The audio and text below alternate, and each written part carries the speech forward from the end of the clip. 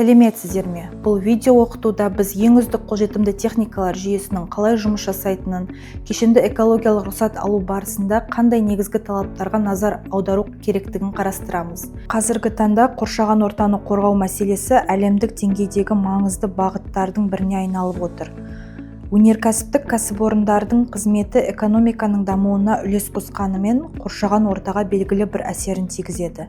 Сондықтан өндіріс орындарының экологиялық жауапкершілігін арттыру және табиғи ресурстарды ұтымды пайдалану мемлекеттік экологиялық саясаттың негізгі басымдылықтарының бірі болып табылады.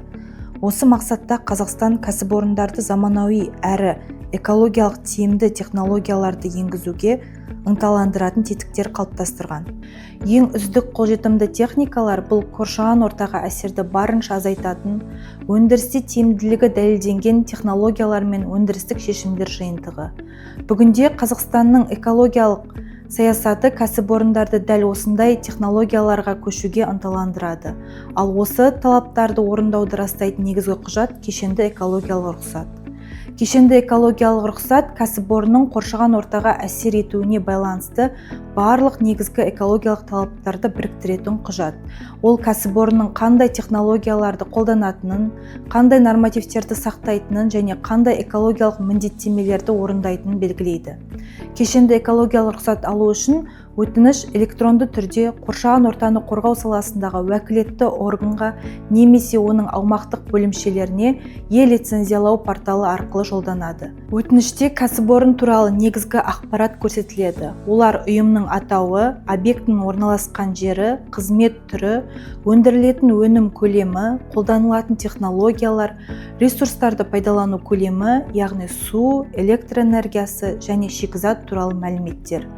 Ең маңызды бөлімдердің бірі кәсіпорында қолданылатын техникаларды ең үздік қолжетімді техникалар талаптарымен салыстыру. Яғни кәсіпорын өзінің өндірістік шешімдері ең үздік қолжетімді техникаларға қаншалықты сәйкес келетінін көрсету қажет. Өтінішке қоса берілетін негізгі құжаттар тізіміне жобалау құжаттамасы, қоршаған ортаға әсерді бағалау қорытындысы, эмиссиялар нормативтер жобасы, қалдықтарды басқару бағдарламасы, өндірістік экологиялық бақылау бағдарламасы, технологиялық нормативтер жобасы, экологиялық тиімділікті арттыру бағдарламасы жатады.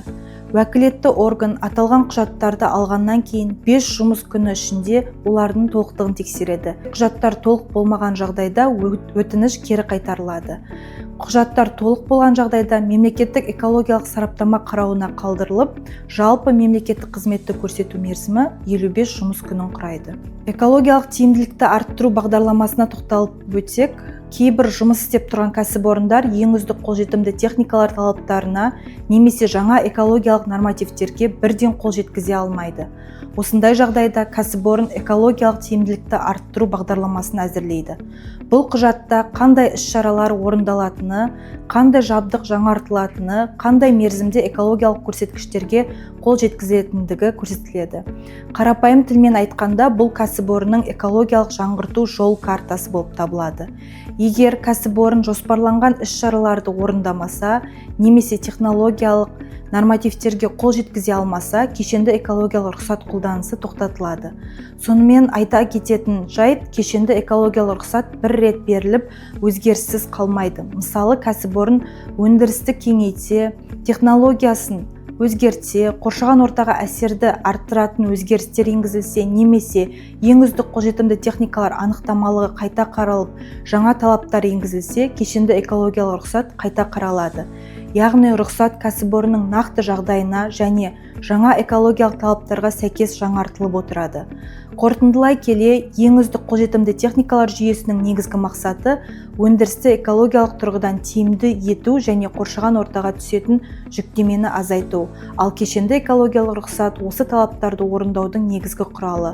Сондықтан кешенді экологиялық рұқсаттар алуға дайындық кезінде технологиялық шешімдерді дұрыс негіздеу, қажетті құжаттарды толық дайындау және ең үздік қолжетімді техникалар талаптарын алдын ала зерделеу өте маңызды болып табылады.